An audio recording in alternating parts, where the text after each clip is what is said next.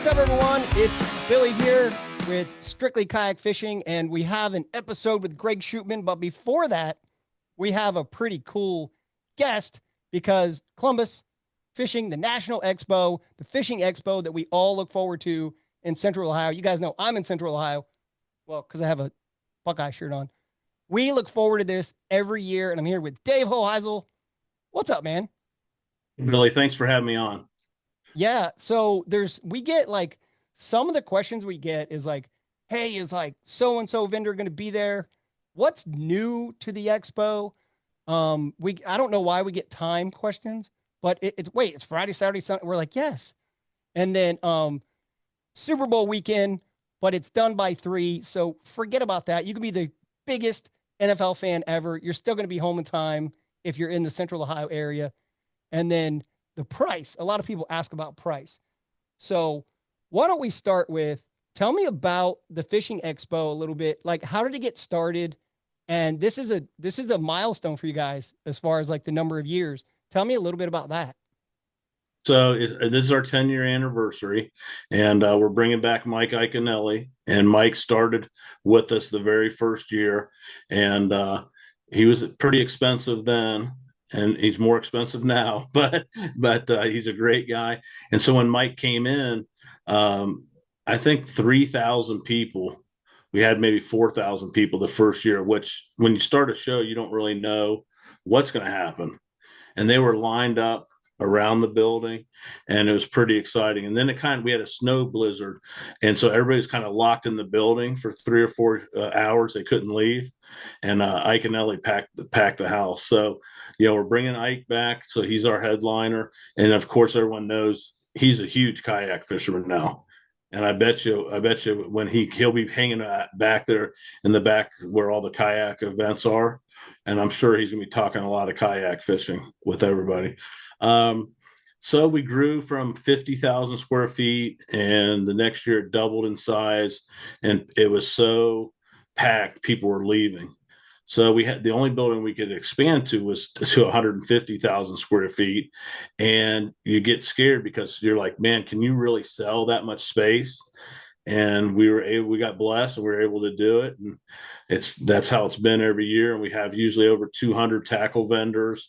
Like you said, we've got two or three of the best kayak dealers in Ohio. There we have the kayak. I don't know what we call it, just the demonstration area where guys are bringing in their contest, the kayak contest, and where guys are bringing in their kayaks rigged, and that back section of the building now is probably, when I walk back there, is as crowded as anywhere else in the expo. So I'm really happy about what the kayak fishermen have brought to the show.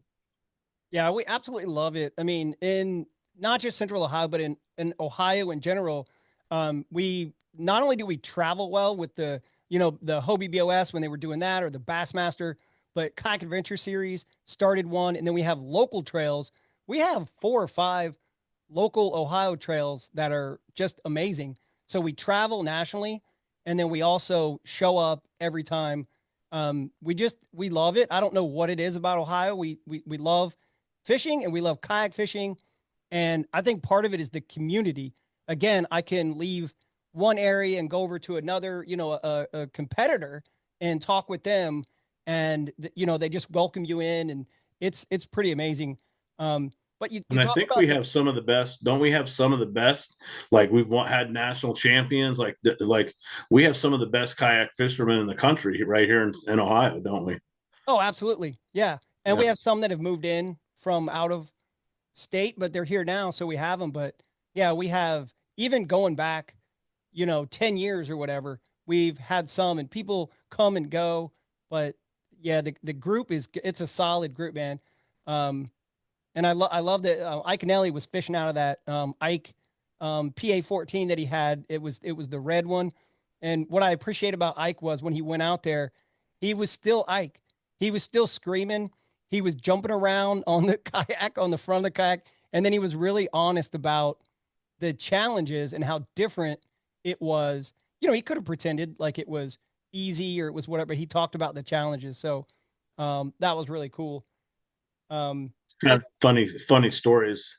It's been over 20 years ago. I got picked to be a non-boater in the Bass 150s. And so I get there at the ramp, and the guy at the local tackle store said, Dave, if you go to the ramp and you sit there, the pros will drive by and they'll say, and as long as you're in the tournament, they'll let you fish with them, pre-fish. So I'm at the top of the ramp, and Roland Martin and Larry Nixon, all the big names, they just kind of blow right by me and they don't say anything. So I said, well, I got to get down at the bottom of the ramp. So at least they have to address me at the ramp. And I get down there, and this old Blue Ranger truck pulls down a Blue Ranger bass boat, and he rolls the window and goes, "You looking to pre-fish?" I said, "Yeah." He goes, "My name's Mike Iaconelli. Pull the boat, put me in, and park the truck."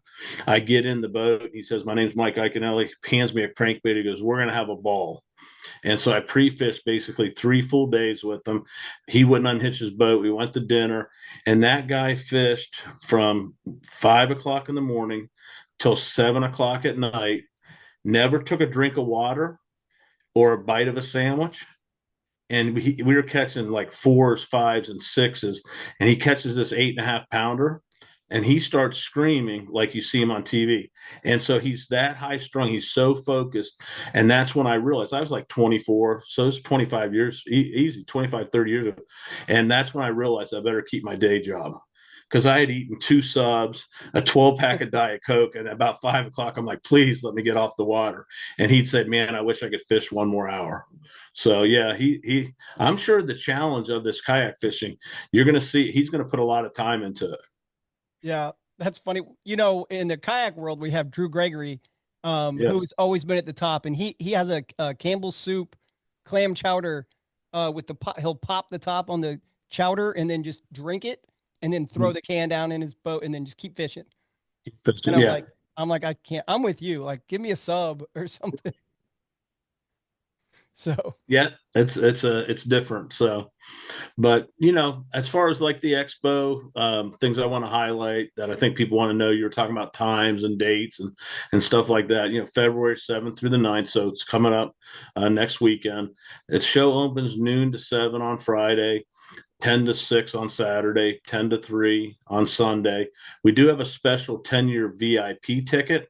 It's a $200 ticket, which sounds like a lot of money, but when you see the value of it online, you get a bird dog rod. It's a $189 rod. You get free admission, and that includes 1 hour early before the show starts. So you know how the big lines are. We're going to have a separate entrance for the VIP ticket holders to come in. They're going to get a hat, a t-shirt, a lunch. Ike will be in the VIP area for about an hour for meet and greet. They're going to get a couple lures, a couple beers, and so it should be a good time. But the general admission ticket is $15. That allows 2 kids, 12 and under, in for free. And it's really important when we started the expo that we get kids in the sport of fishing. And the first 7 or 8 years, we did 17 and under. And then after COVID, all the prices went up. We had to go $5 from 13 to 17, which is still a good price for a 13 to 17-year-old to get into the expo. So we're really proud about that. I don't know. There's, the speaker schedule. We've got now, we added another stage. So we have 3 side stages, the original hog trough stage, and then we have the lure presentation stage. So that's brand new. And this is where vendors at the show, if they have a new bait they want to showcase, they're going to have 15 to 30 minutes up on the tank. They're going to be able to go and learn, and you'll be able to watch and see how this new lure works.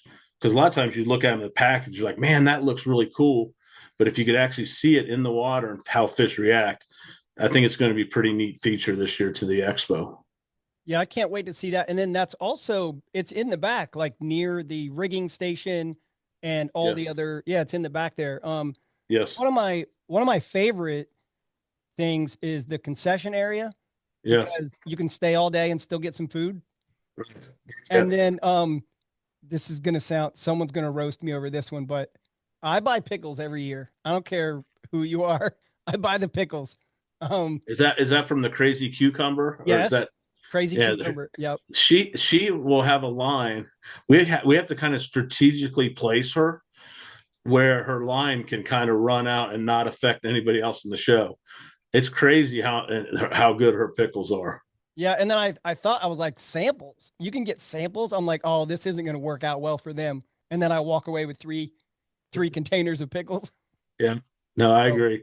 Yeah, we've got a lot of pretty cool food vendors, independents that are going to be there, salsa people. This year we've added a Alaskan guide at the show. First time in 10 years, you'd think we'd had an Alaskan guide represented, but first went Moose Landing, and they're donating giveaways each day, and it's on our giveaways page. And so anybody that comes, you click the QR code. We're going to have signs all around the building. You register yourself, and then we're just going to do a random drawing out of those names. And each day we're going to give away a different prize. First day is a Miller Tech lithium battery package worth $4,100. We're giving away a kayak worth like $4,000 on Saturday, and on Sunday, I believe it's the Alaskan trip, and then also Briarwood Sporting club, but it's beautiful. And you should everybody should stop by and see Drew at his booth and learn more about this club. It's exclusive. I think 300 member exclusive. It has 5 of the most beautiful ponds stocked, and they also do that deer. I'm not a deer hunter, but they got those genetically bred deer, like the biggest deer you've ever seen. But they also offer, if you want to go out and just check the place out, you pay like $100 and you get to fish for the day. Well worth it. But you wouldn't think that this would be sitting there, and it's kind of like hilly, and it's just a totally different layout. I just never would, you think of Ohio farmland. It's the most beautiful place I think I've ever been. You wouldn't believe, once you get on the property, you're like, oh my gosh, it's unbelievable. oh wow. Yeah, I'll Yeah. have to add like a little graphic showing where that is. And to your point, stop by their booth. I mean, you're at the fishing expo and Yeah. they're waiting to talk to people. And if Drew has the Yes. information, he'll definitely tell you. And we have some of the other ones that I wanted to go over just real quick, not Yeah. plugging names. I'm just talking about the ones I'm excited about. Ashigan is going to be there. So huge smallmouth. Ashigan is the Native American name for smallmouth or one who fights. So Ashigan brand is going to be there. You can grab your sweatshirt, stickers, whatever. Dark Horse Tackle, who supports the kayak industry tremendously. They're going to be there. They have a little bit bigger booth, I think, than last year. They do. Yeah, Finn Fishing is going to be there. Tyler Berger, anyone that's Yes. a YouTube junkie like Yeah. me. Finn Fishing, his sun shirts are one of the only ones that are 100% made in America. Fisherman Central and Fisherman Warehouse.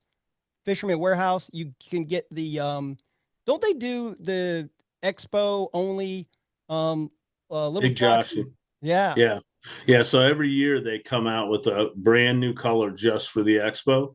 And this year they came out, it's been a while, but they came out with a solid dark black bait, and it was a huge success. And then they usually, I think maybe some of the colors they might keep on, but they kind of, it is like the show special. Yeah. And but they said on their Facebook post they're bringing that color back because so many people wanted that color back. So yeah, you got to get there early so they don't get sold out. And they're Yeah. right there in the Fisherman's Warehouse booth. And then Nico Baits will be there, and then Hamilton Yes, Bait and Tackle. Hamilton Bait and yes, Tackle always gets a couple $100 for me every year at the expo. So yes. if you see me walking around with a rod, I probably got it from them. So Yeah, yeah, there's you pretty much can come to the expo and buy all your year's worth of gear. And I would guess you're going to save a minimum of 30% with up to possibly 50% or more. Just the amount of deals that they bring when you come to the expo. That $15 ticket, you'll save that if you're looking to buy stuff with no problem. I mean, there's going to be companies that are going to be doing buy one rod, get one free. I've got 3 closeout companies coming. And of course, we all know how slow the tackle industry's kind of been with forward facing sonar kind of killing a lot of other baits. So the deals you're going to see on spinner baits and crank baits and just everything is going to be there at the show. yeah, that's I'm looking forward to that. And then I also saw on the website that because I know someone out there is going to want to do this, show up for all 3 days. You can buy a 3-day pass. You can buy the 3-day pass, and we've kind of procrastinated, but we did the VIP ticket for 200. I think tomorrow I've decided I'm going to announce a 1-day ticket for 35, but that's going to give you the 1 hour early entrance into the show and a hat or a choice of a hat or a t-shirt. So I think we're going to be announcing that. And then, of course, you come for 3 days, buy the 3-day pass. That's the best value. Yeah. So the National Fishing Expo, just Google it and read the website. We go through this because we're dealing with tournament anglers, and I tell them, don't listen to anything I say. Go on the website. All the information is there. There's a lot of smart people doing a lot of hard work behind the scenes on things like websites. So if you got any questions about the dates and times and all those things, go on the website for sure. Yeah, Right? it's all there, and speaker schedule. You can click the button for Friday schedule, Saturday schedule, Sunday schedule. It's all right there. You click on the speaker page, you're going to see each individual speaker, their picture, their profile, their sponsors, any links. Some of those guys have big time YouTube channels. So there's a lot of ways to connect with the guys that are speaking.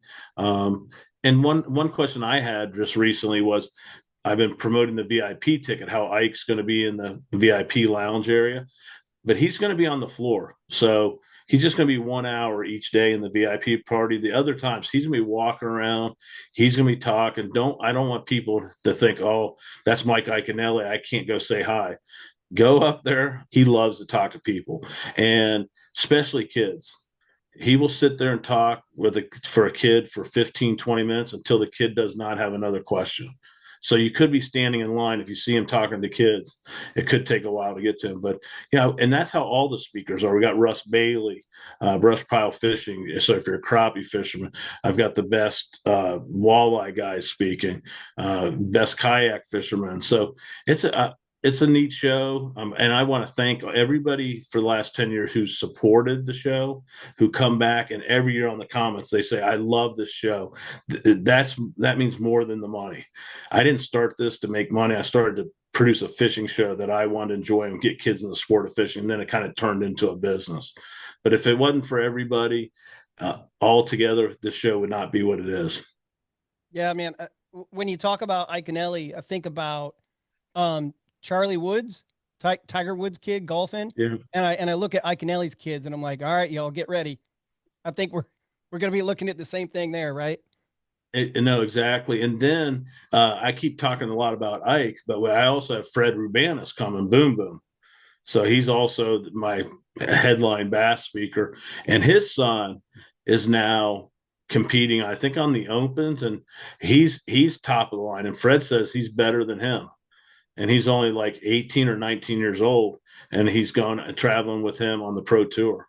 So yeah, Oh wow. these guys, kids are, it's easier though for them because these two guys have the contacts in the fishing industry. It helps get them sponsors, so they do have a leg up on some of the other people trying to be a pro fisherman. Yeah, man. Belat is one of the other ones that his youngest kid is one of the ones that he's always talking about. And I know he's been at the show for, oh my gosh, maybe 3 years in a row, maybe He more. came 3 years in a row, and I love Brian. And I think maybe, like you said, maybe with his kids and traveling and this and that, he's just gotten really busy. And I'd love to get Brian back because he's another guy that gets on YouTube. And if you want to learn about fishing, he's giving you the secrets. Oh, it's amazing. Yeah. Yeah. All right, man. Hey, listen, Dave, I appreciate it. Can't wait to see you. Yep. I think I'll be there. I'll be there. I mean, I don't think I'll be there. I will be there Friday, Saturday, and Sunday at the Strictly Sail booth, but I'll also be walking around, and I can't wait to see everyone out there. So come out and see us, and let's hope the weather's good. No blizzards this year. So far, It so good. looks right. It looks like so far, and but again, it's 10 days away, the 10-day forecast. Yeah, But it does look like we're going to be okay. So knock on wood. I love it. And the last thing I wanted to add is, if you don't buy a pre-sale ticket, what are you doing? But it's cash only at the Yes, door, but there is a little ATM machine, I believe.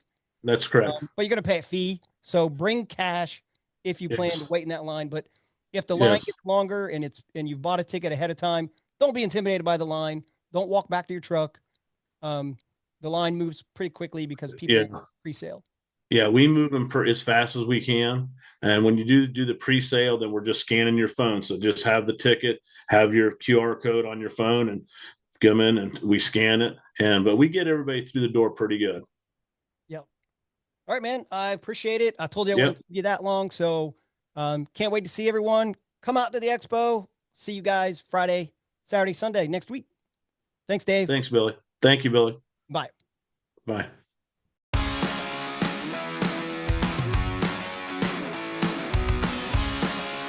What's up, everyone? It's Billy Chambers, Billy Kayaks. I don't know who I am anymore, but we are here, strictly kayak fishing podcast again. And we recorded a previous one with Chris Anderson. Shout out to Chris Anderson. He's so good. And accidentally called him Grimsley, but only once. And we're here with Greg Shoopman. What's up, dude? What's up, man? Yep, I called him Grimsley. Anything else from you, Mr. Grimsley? Grimsley? Oh, Anderson. I'm much better Holy looking than moly. him. I'm leaving that in. Yeah, I'm much better looking than him. That's cool. It They're happened. best friends. It's okay. Yeah. He did. He had a cool follow-up to my mistake. But this is going to be a cool episode. We're probably not going to go too much into like the expo dates and all that stuff. You can listen to that other episode if you want to hear that.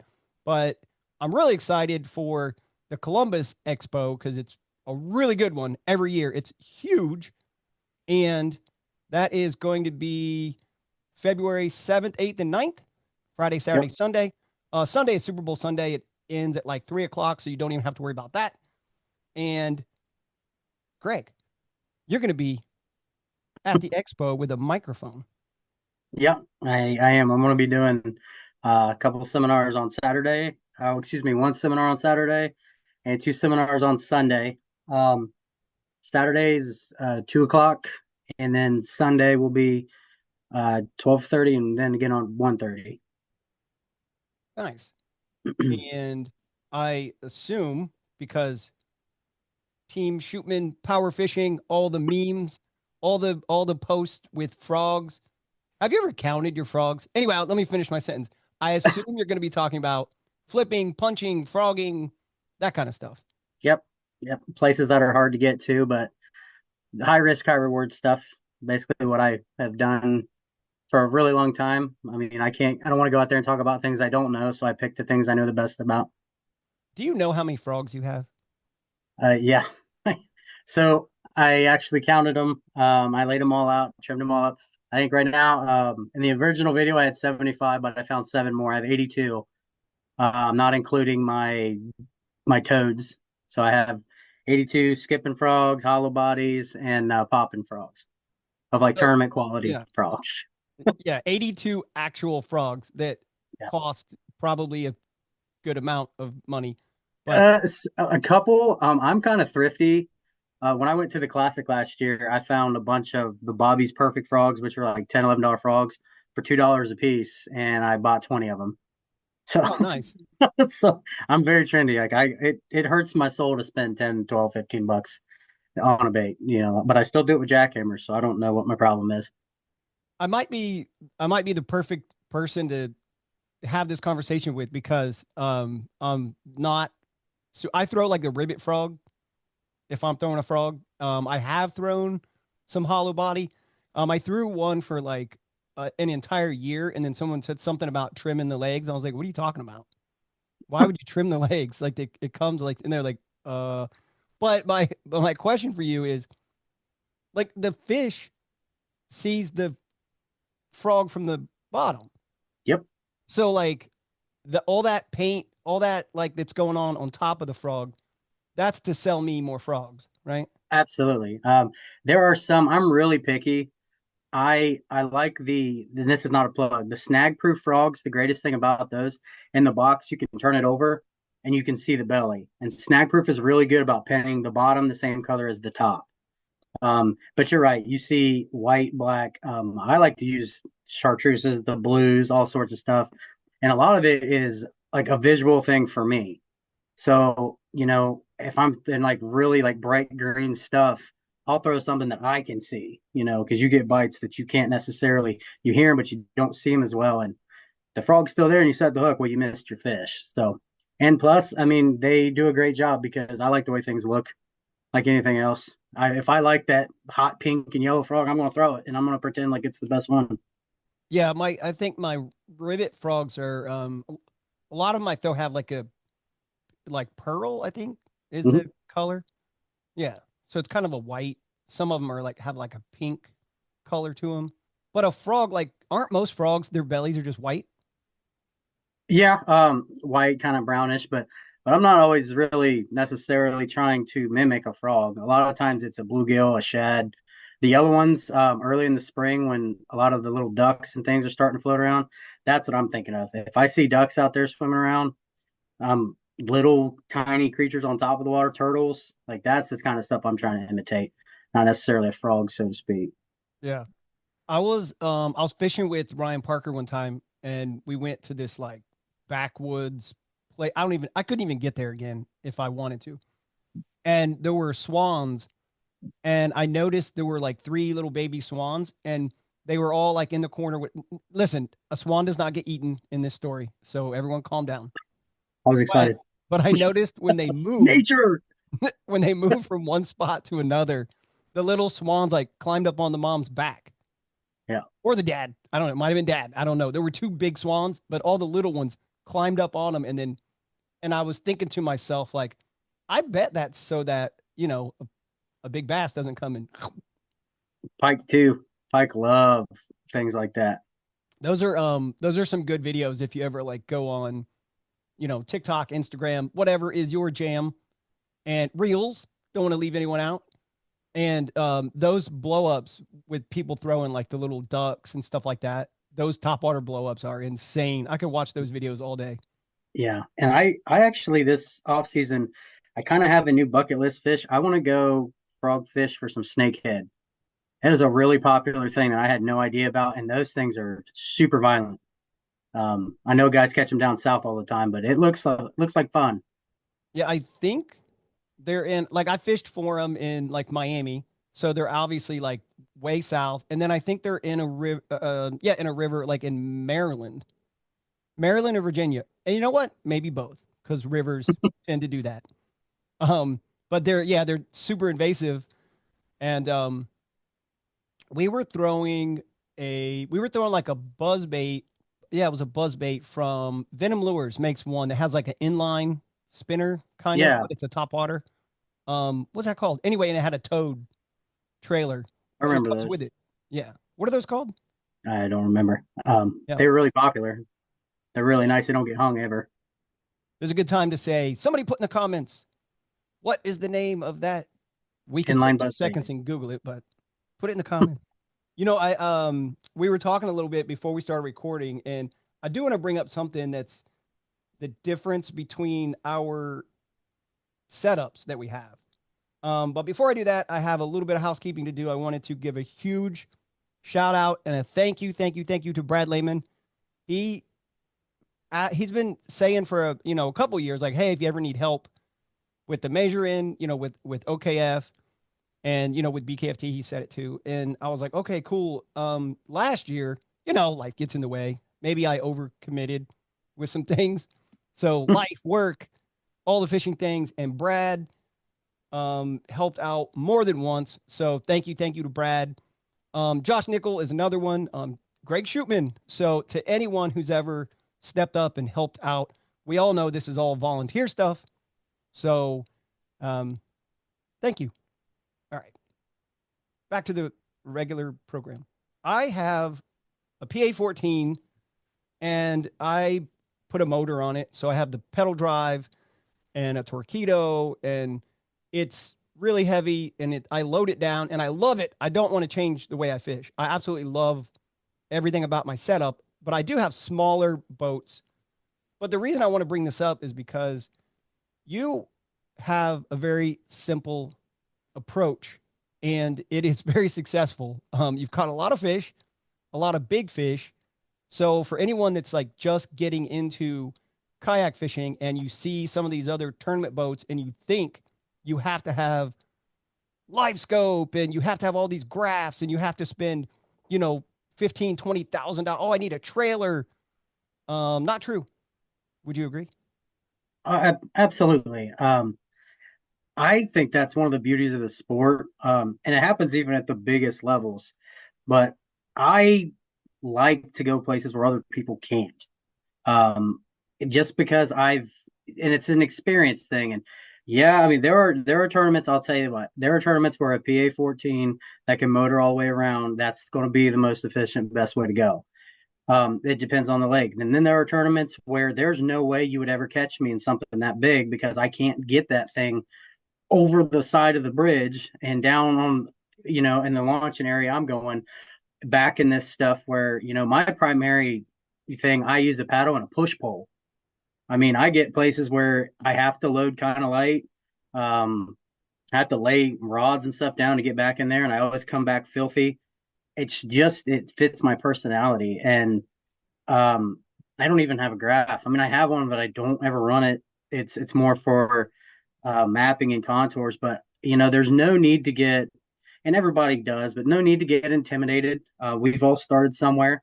You just have to understand what the capabilities of your rig can do. Find that area of the lake and just live there. And if you get beat, at least you get beat doing what you can do and what you love to do. Because we're all gonna get beat.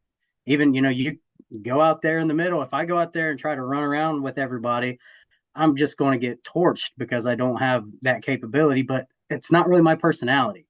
I like to sit and kind of slow down, get in an area that's I could probably get eaten by an alligator, and I'm okay with it. I last year when we were at East Harbor, I tried to move over to Middle Harbor and I launched my PA like it was, public. I was allowed to launch there, but it was a little sketchy. It didn't look too steep, but I definitely needed help when I decided it was time to leave. So, yeah, if you don't want to rely on a boat ramp or you love to get into the thick stuff, I remember Chris Vargo won. I think maybe cashed a check, got a trophy anyway. He might have got second place at Mosquito, and I was like, man, where were you fishing? And when he kind of told me the general area and where he was fishing, I was like, man, I tried to go in there and I got stuck. They Yeah, were like the big lily pads. I don't even big know the different names of we them, call but them elephant ears. They're big giant ones. yeah. Yeah, So and I picked my like you had said. Have the ability. I have an RS 117. So and I've actually considered changing it out for either like a shoaly or even a 10-foot boat that's built more like a brick. But I pick mine up over my head and walk it to places and then go get my stuff, which I'm getting a little older. I got to stop doing that. But, I've Indian Lake, Mosquito, a lot of places. I go to these really tough places to get in for the reason of I don't want to try to race 30 people to an area. I can fish in a crowd, but I prefer not to if I don't have to. the older I get is twisting. I have to be careful turning around to Yeah, grab something behind me because I'll be like, oh, I felt that in my back. that's my What's day. going It's 6:05 and I'm done. on? But yeah, I my compass doesn't weigh a lot, but also, I mean, I just beat it up. I treat it like a real, creek boat, like Yeah. like my old kayaks that I had back in the day. I just drag that thing wherever. It's kind of cool with the pedal drive. I can strap that, behind me or whatever. I've even just had the fins flat, and then a lot of the Hobies have, well, probably all of them. They have like a bungee cord, and it's funny if someone's new to like buying a Hobie, that'll be like a common question in like forums and stuff. Hey, what is this bungee cord for? And it's for when if you push one, one's forward, one back, your fins are flat against the bottom of the boat, and then you clip the pedal with the bungee cord, and now it stays like that, and you can just It stays shallow for you. yeah. But my problem is I always find myself like the grass is always greener in my eyes. So I'll launch the PA and wish I had the compass. Take the Yeah, compass and be like, oh, if I had the PA, I could go over here. yeah. And my big thing, and I try not to ever do it, but I get guilty of it as well. I in my head, I know where I belong, like where my strengths play the most, and I understand I'm going to get less bites. However, they're going to be bigger. I cannot scoreboard watch. If I scoreboard watch, sometimes I get in my head because I know if guy goes offshore, he's going to find a load of them, and I'm going to look. Oh wow, he's got 82 inches, and it's 7 o'clock, and I've had one bite. So I try not to do that. And anybody who kind of does get back into places like that, it's 8 hours, it's 8.5 hours. Find places that you would fish on purpose, not in a tournament, and you'll be fine. Yeah. And And you love stats. I've never met anyone that was like would geek out over like numbers as yeah, much as you. Have you ever looked at like the amount of fish that are caught in like the last hour or the last half hour of a tournament? yeah, I did an entire deal of the OKF last year from the times like 18-inch fish and bigger were caught and 20 inches because most tournaments you get into 18-inch fish, you're going to have a good day. You're going to be in it, and then the 20 is the holy grail. You catch one of those, and it was like I think like 40 some odd percent were caught after 12 of the 18 plus, and the 20s actually are spread out pretty good. So really, it's not so much that more are caught in the end of the day. There is a very equal distribution of fish caught before 10 o'clock that are 19 inches to fish caught at 2 or 3 o'clock. So the big thing is they're just like us. They eat breakfast, they eat lunch, the sun gets up, and you have one that didn't eat this morning and you give them an opportunity. And so my biggest thing with that was fish, keep fishing, keep going. Our buddy Aaron, I don't know if you remember, he won Mosquito at the Buzzer a couple years ago. I think he won. Our buddy Ethan got a second place because he caught one with 5 minutes left up at East West a couple years ago. Friend Clyde won an East West tournament a few years ago, catching a fish after 1 o'clock. It was big bass, the whole thing. So it happens. You just have to keep your head down and understand. And it happens so fast. For some folks, you'll hear him, Brian Slayton. He's been in tournaments where he has one fish at 1 o'clock and he limits. It really happens. It happens a lot. We've got guys. I think our championship was won by a guy that missed his alarm and didn't start fishing until 9:30. Brock did it a few years ago. So there's an equal distribution of when the fish are caught. It just maybe if you haven't caught one in a few hours, you start to get a little spun out and you do a little scoreboard watching, or even worse, you watch somebody catch them and you get in your head and you're like, man, this sucks. I'm hot. I'm sweaty. I want to go home. I don't want to go home ever. I don't like quitting early. I'll go 0 for 10 hours. I don't care. Life is too busy for me not to enjoy the time I have when I'm out there. It's rough sometimes when the wind is blowing or if it's raining or if I'm really uncomfortable and then not having a good day. But yeah, I try to keep that in mind. Like you can catch a fish right up to the end.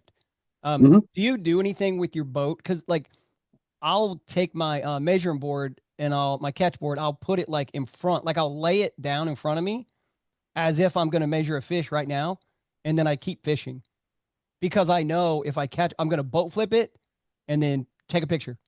With mine, I have the kind of like the open bow. I have a paddle park that goes over it. I keep my board up there the whole time. Because generally I don't want it at my feet because I like to stand and I'll kind of trip over it.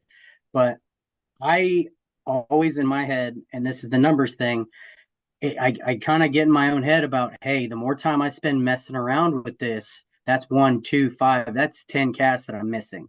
At the end of the day, when I need a fish, I'm going to want those. So I try to get it down, take my picture, and then all I'll do, I dip the board as soon as he's good and I know the picture's good to get a quick picture. Now with running the GoPro behind me, I won't even take pictures anymore. I'm going to turn around, swing the GoPro, put them in the water, and all I do is pick my board up and set it back up there, and I'm back to fishing.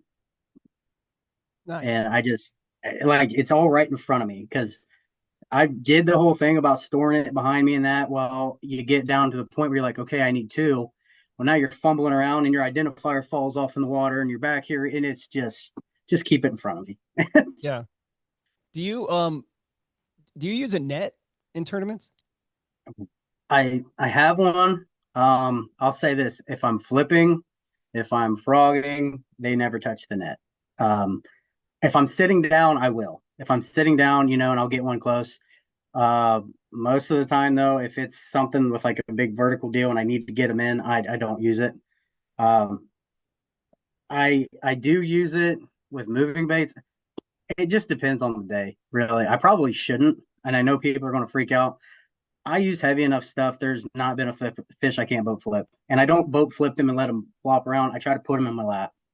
Yeah. So this year, I really think that it just gets in the way sometimes, and I like to maybe lay two rods up in front of me, and then what happens is I get a guide stuck in the net, and I'm trying to get the net, and it's seconds that are crucial. So I think I'm going to probably maybe put it in the back, but just go without it. Because when I Yeah. fish on the bank, I never have a net ever. Everything gets boat flipped. Right. Right. When I'm out there practicing, I don't net anything. So That's what like watching kids fish from the bank stresses me out. Like I wanted to, they're reeling it, and I'm just like, dude, just start walking backwards. Just drag it out of the water. Oh my gosh, you're gonna lose it. yeah, No, I've thought about leaving the net at home. We have there's these little bungees that keep my front hatch closed on my PA.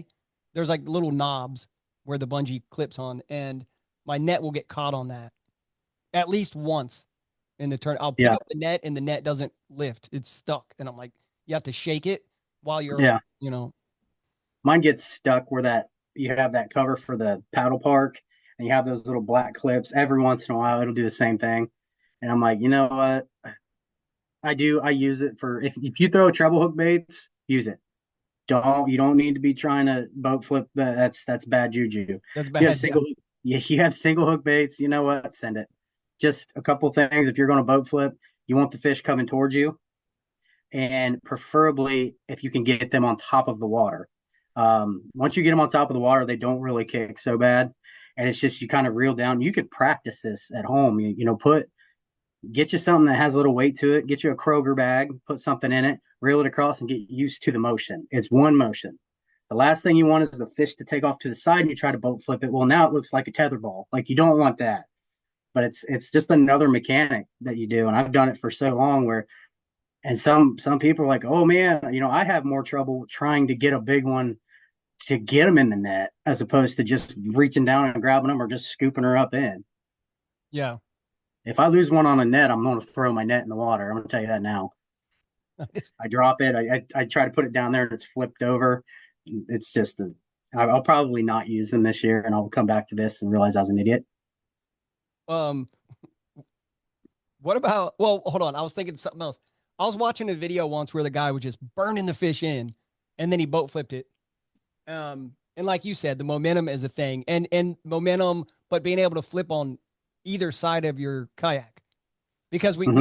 we do have a tendency to be comfortable with my net's in this hand, my rod's in this hand. Yep. And so I'll find myself like working the fish around to the other side because that's where I'm more comfortable. But if you're flipping it, to your point, it's all about momentum. But I saw this guy burning a fish in on a video, and he said, and I know you tell me if you what you think about this. He said when you're bringing it fast, the mouth is open, and Mm-hmm. so his gills are up, and he's like full of water, and he can't. I don't know. He's not gonna like, It's almost like drowning in. yeah, That fish is more worried like you. It's a shock factor. Once a fish's head breaks the surface, they get disoriented. So if you notice, when you get them up on top, they're coming straight in. When they can see what they're doing, smallmouth are the worst. That's the one fish. Like if smallmouth see a boat, I don't care what they're smart fish. They see the boat, they freak out. They always have that last big run. That's the one. Those are the ones you got to be careful with the boat flip because I've tried it. They've come off and they've landed on me, or I've lost them at the boat because I tried to be a little horse them a little bit and they'll spit it. So, but as for largemouth, once she gets up there and she's skiing, she's going for a ride every time. the other fun boat flip is when you try to flip it and it lands on the other side of your kayak in the Yep. water. You miss and it ends up back here in your rods. It's a little 14-inch fish just breaking all your stuff. That's fun. Right. Um, what do you do as far as like some people obviously we all figured out early on in kayak fishing that we need a tether for our phone. If you lose your phone in a tournament or in life in general, we freak out. We don't know what to do as humans. But do you like tether everything or nothing or just your phone? So I have the Rogue thing. the tether. I always have that no matter what attached to my life jacket. And I'll put my phone in a pocket somewhere. My rods, because I have lost rods in the places I go, I actually look like a kindergartner because I have these foam buoys. You know, some of my rods aren't exactly cheap, and I personally would be upset to lose them. So what I do is I don't carry a lot of rods anyway. I carry four, maybe five, but I always have this little buoy, and this has happened. I have one laying up here in the front. I get back into some stuff. I get a fish, get him in, and the rod falls over. Well, it floats, and I don't care how it looks. It doesn't affect my rod, and I saved two, $300 or 100, whatever. Even if it's a $50 rod, it still matters. I try to. I don't worry about my boxes because most places that I fish, if I flip, I'm in a couple feet of water, 4 or 5 feet of water. But I've lost a rod in 4 feet of water and couldn't find it because it was a soft, mucky bottom with a bunch of trees. So my rods, I wanted to float. My net, I had it floating. My phone is tethered. Outside of that, nothing. Hopefully, I don't lose boxes and stuff. But Are you, before my next question, I will ask, are you superstitious at all? um, Okay. I'm not asking the question now. I'll do it anyway. I can be. Have you ever It flipped your kayak? Have I flipped it? Yeah. No. Okay. Nope. Some people But won't I even have, like that question because they're like, oh, great. Now I'm going to flip and it's your fault. oh no, if I flip my kayak, it's because I got brave. I mean, I have been very close. I've tried to go underneath a lay down before, and it caught the back of my life jacket and turned me. And I'm glad, like, so I threw my leg over to catch myself and pull myself back under. But my superstitions are like, I don't believe. You know, people say the banana thing, dude. I'll eat a bundle of bananas during the day. I don't care. I don't believe in that stuff. I believe in it's not so much superstitions as it is certain. I have systems for myself, and I feel like, well, if I get out of my system, okay, well, there's a reason I'm not being as good as I can be. It's because now I'm trying to do something different. But Yeah. I can't tell you how many times on a work call I've had to explain the banana in my background. And when you say, oh, it's a fishing thing, they're like, what? Doesn't make sense.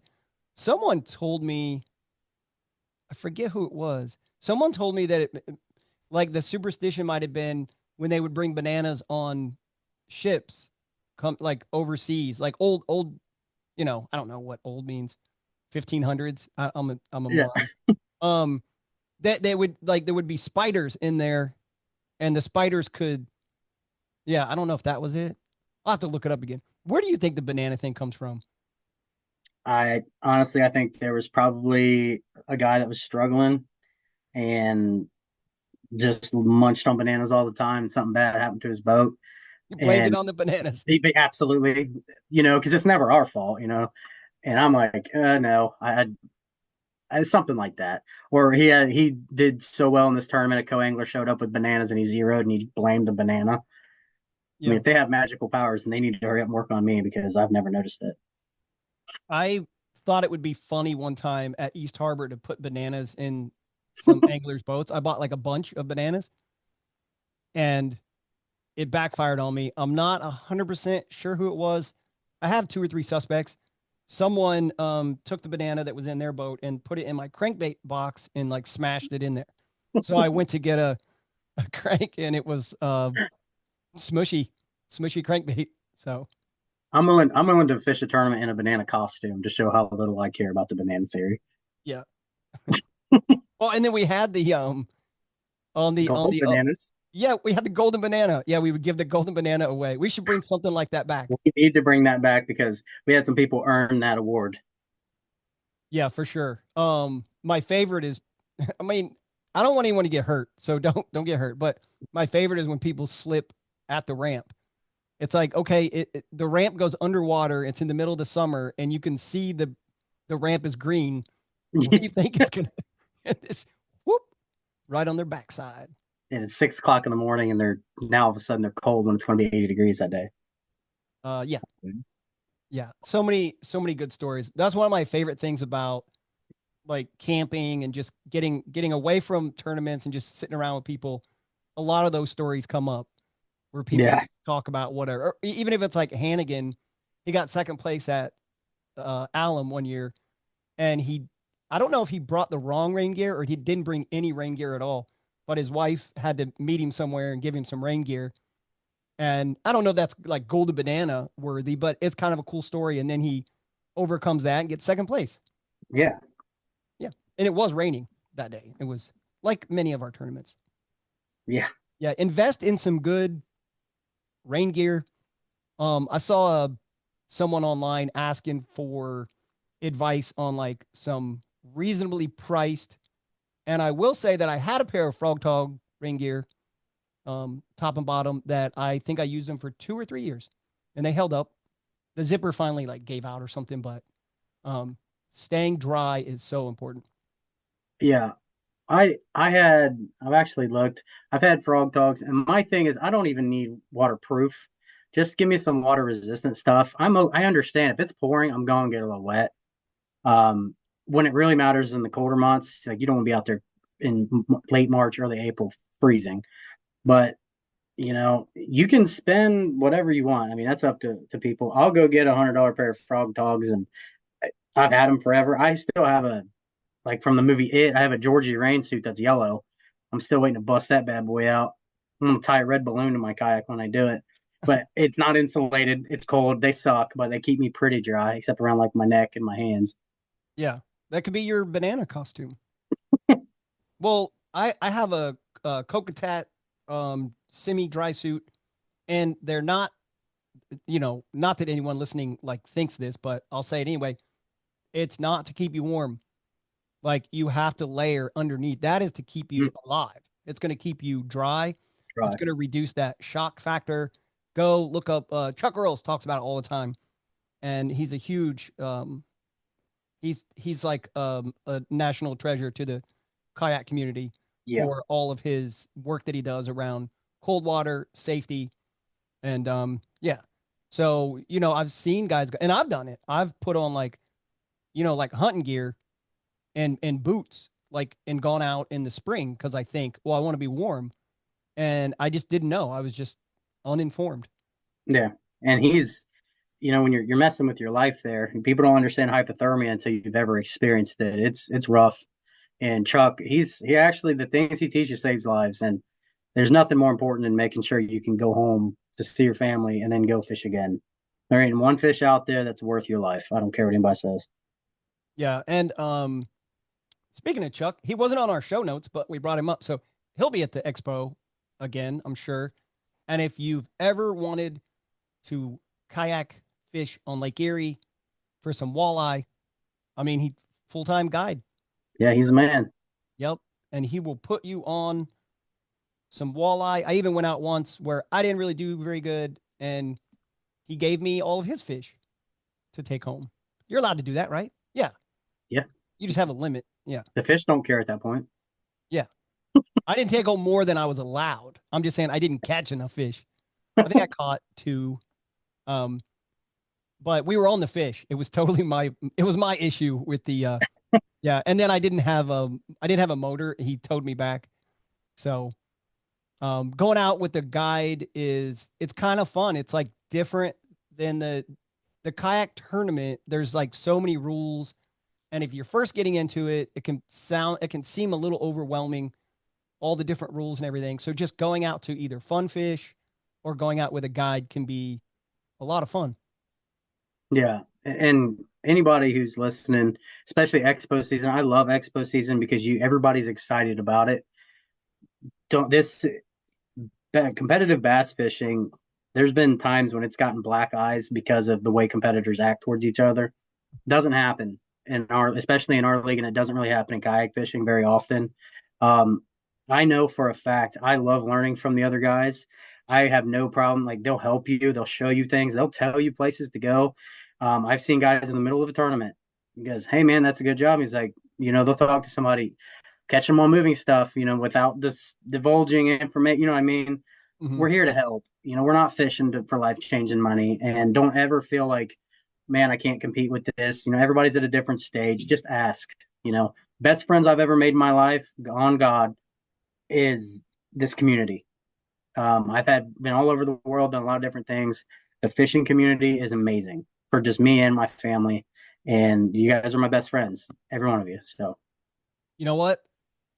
That was so good. I think that's a good place to end this. And since you did mention all over the world, you are a veteran. So thanks for your service, because all over the world, that's what that means. That means you went somewhere and did some stuff that not everyone has done, and you've seen some things. And the fact that you have that community and you still speak so highly of kayak community, like that's yeah, huge. So yeah, I love it. And I think we should have you on again. Like, I'm not saying like regular guest, but we should do this. No, regular guest. I think that's what you would be called. Yeah. I'll come up with a better name. I like to be regular. It's cool. All right. Regular, like average Joe. Average. That's funny. One of my emails are average guy 13. Swear. There you go. So if you guys have any tips for um future podcast, you want to be on the podcast, or you have any tips for topics, send it to averageguy13 at Gmail. No, Shoopman13 at Gmail. What's the average That, guy? that was an old for some reason. Like I had a gamer tag at one point, so it was average guy 13. And then so whenever I send you an email, that's what it shows up as. So yeah, if you ever see average guy 13 anywhere, that's me. All right. I want to make it easy to remember. So BillyKayaks at gmail.com. There you go. All one word, BillyKayaks at gmail.com. Send me ideas or requests to come on the podcast. And hope you guys enjoyed this. And we'll talk to you guys later. Thanks again. Huge shout out to Strictly Sail. Thanks for listening to the Strictly Kayak Fishing podcast. Come to the expo. It's the 10-year anniversary. See you guys there. Bye, everyone.